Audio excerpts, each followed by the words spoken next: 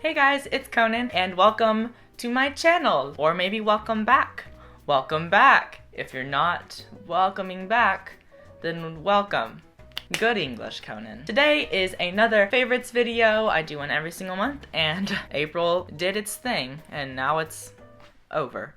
It just seems like these months just fly by now, and in like a couple weeks I'm gonna graduate high school, which is bizarre. It was a very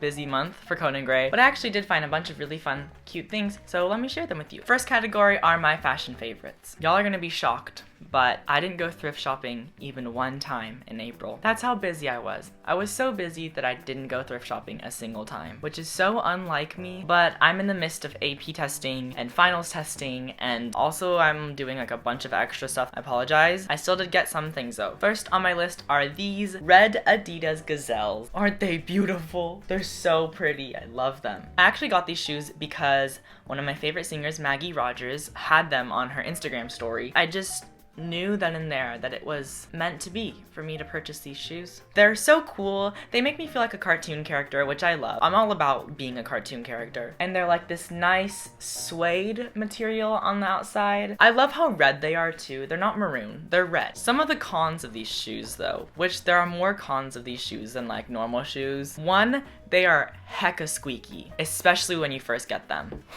And when I first got these shoes, like every single step that I took sounded like a toddler was walking around. Very squeaky. They're less squeaky now, but they are very squeaky. And also another con is they're not really that comfortable. I expected them to be kind of like, oh, these worn in sneakers that I can wear around when I'm, you know, just being lazy. But they're kind of uncomfortable. I don't know if it's just me, but this padding material on the bottom's super hard. It's not soft and comforting. They're really not that comfortable. They're not like painful to wear or anything, but they're just not like the comfiest shoes in the world. Pros are, they're super adorable. I mean, look at them. They're adorable. And also, this is something that I wasn't expecting, but they kind of give you a little bit of height. It makes me like an inch taller. And wearing these shoes, I was told that I look very tall a lot of times, which is a compliment because I'm not very tall. I'm 5'9". Absolutely adore these shoes. Thank you, Maggie Rogers, for being my inspiration in life. Next fashion favorite is this red ribbon, and you're probably thinking, boy, what are you talking about? Basically, I went to prom this month, and I was really torn about what I want to wear. I knew I didn't want to wear a tuxedo because I don't really like tuxedos, and I really knew that I didn't want to wear a tie or a bow tie. Ties just don't really feel that comfortable to me. I don't really feel like they portray my personality or my identity very well. I associate ties with being like extremely masculine, and although I am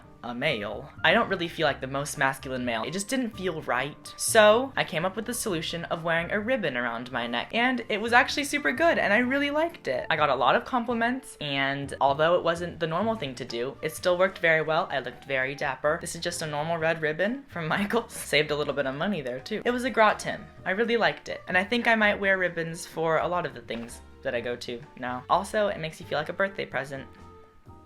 Next up are my music faves. This month was a weird month for music because I really didn't listen to that much new music this month. I listened to a crap ton of Lorde and Frank Ocean, but there were a few songs that I listened to that were new. Also, all of this month, I was writing a ton of music. I was writing like 5 songs at the same time, and I still am. I'm still writing like 5-6 songs at the same time. And when I'm writing songs and when I'm writing like this many songs all at the same time, it's kind of confusing and kind of overwhelming. It's similar to, you know, when you're younger. I don't know if everyone did this, but like when I was younger, I loved reading books, so I would read like 5 or 6 at the same time, and then all of the information would get jumbled up and I like wouldn't be able to follow the storylines at all, but I still did it anyways. That's kind of how I feel. I feel pretty overwhelmed by music right now since I'm writing so much, which is good. I love the songs that I'm writing, but it's just since I was writing so much, I did spend a lot of my time that I would have normally spent listening to music just in silence so that my ears could just rest. But aside from that, I did pick out some songs and artists that I really loved this month. First up is the song Hard Times by Paramore. Sadly, I'm not one of the Paramore glory children. I didn't like grow up on them. I wasn't in the MySpace Paramore world, and I don't really listen to Paramore, but I saw this song come out and it was in like my recommended thing on Apple Music, and so I thought I'd give it a listen,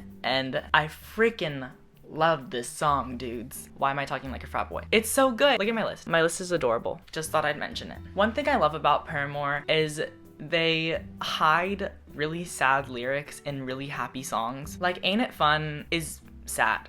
The lyrics are pretty sad. Same with this song. The lyrics of the song are sad, but it's like hidden in this like peppy 80s, 90s like classic pop song, and it's wonderful. I really love it. I love that it makes you kind of pick it apart, and it is a dang bop, y'all. It's a dang bop. Forget what you know about Paramore, just listen to this song. I'm sure you're gonna love it. So good. Next up is a girl named Billie Eilish. My friend's boyfriend calls her Billie Eyelash, which I quite like. But Billie Eilish, she's this like 15-year-old girl. I think she might be 16 by now, but she's younger than me. And she's absolutely murdering the music industry right now. First song by her that I love is a song named Bellyache. The first time I heard the song, I turned it off immediately. I really didn't like it for some reason. But then I heard it another time, and then I heard my friend Alice Christensen singing it in one of her like Instagram stories, and I was like, I think that I'm in love with this song. And then this whole month I listened to it a bunch. It absolutely fits in the category of spooky pop, theme-wise for sure, because the song is about her robbing a bank and killing her friends and leaving her lover in a curb.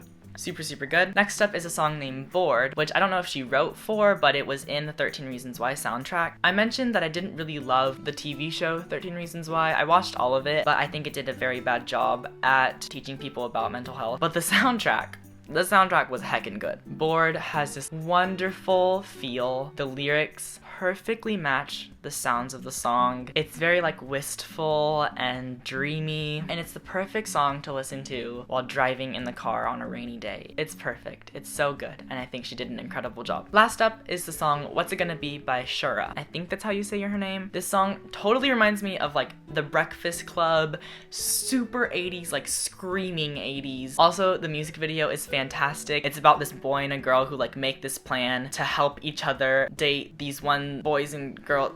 It's hard to explain. Just watch it. It's great. There's just a twist ending. I listen to it a lot of times in the car with the windows rolled down. It's so good. It's good to like just scream along to. Very nice. Obviously, it's nice. I can't control my dang limbs. Next up are my downtime favorites, which is a new category, but it's not really new. It's just like a way for me to categorize some of the things that I like. These are the types of things that I like to do in my downtime, or things that are filling all my downtime, which has been super necessary this month just because I was so busy. So my downtime was super precious to me. First up is the book Note to Self by Connor Franta. I talked about it for a second in my last vlog, but what I've been doing is I've been reading before bed instead of going on my phone, because I noticed that when I go on my phone, it's super hard to fall asleep just because there's so many external things, there's so many things you can do on your phone, but when you're reading, it's just one task, and it helps me fall asleep a lot faster. I love this book. I love the poetry. I love the pictures. But I think the thing that I love the most about this book is I loved reading about how when he was younger, he did not like his sexuality, and he almost didn't really know how to handle it, going from that to going to being able to proclaim his sexuality and help others accept their sexuality. It was a really beautiful thing to read, and although I'm not done with it yet, I'm pretty close to done. I really, really love it so far. It's a good read. Next up are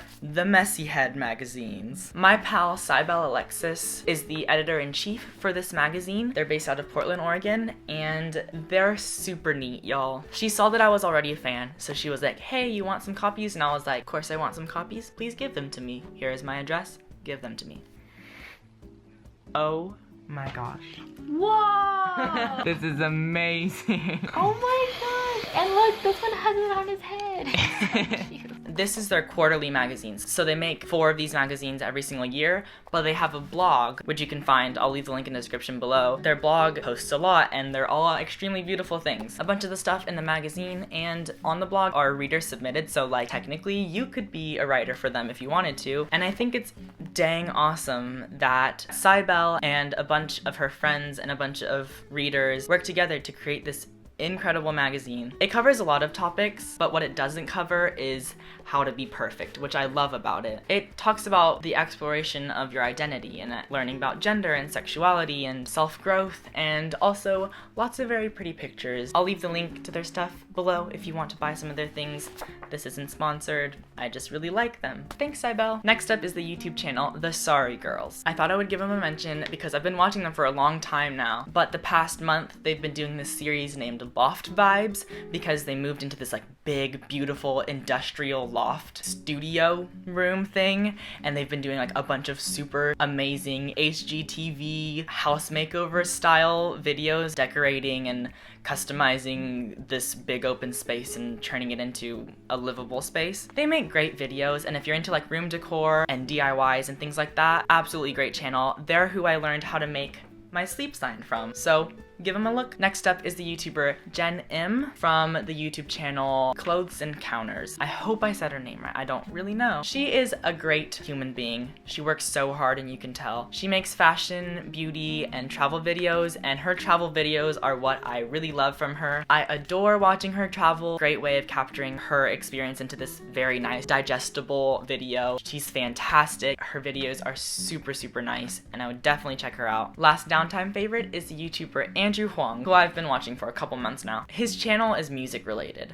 but it's also more music production related and music theory related. He just does a lot of funny things and cool things with music that you wouldn't normally think about. I love how he's very unapologetically a big geek for music, and I'm a big geek for music, so watching his videos, I can really vibe with him. If you're into music production or into music at all, check out his channel. Last up is my life favorite, which is just one. There's just one thing on this list, and that is stargazing night chats. I currently have 2 sleeping bags in my car, and I've had them in my car for the past month because lately what me and my friends have been doing is getting sleeping bags, going into a big open field, and just staring at the stars and chatting. A lot of things in our lives are all changing right now, and so being able to have these talks and being able to just talk everything through and process everything has been super, super therapeutic for me and for my friends. There's nothing nicer than a Texas sky at night because there's no lights around. You can see every single star, I swear.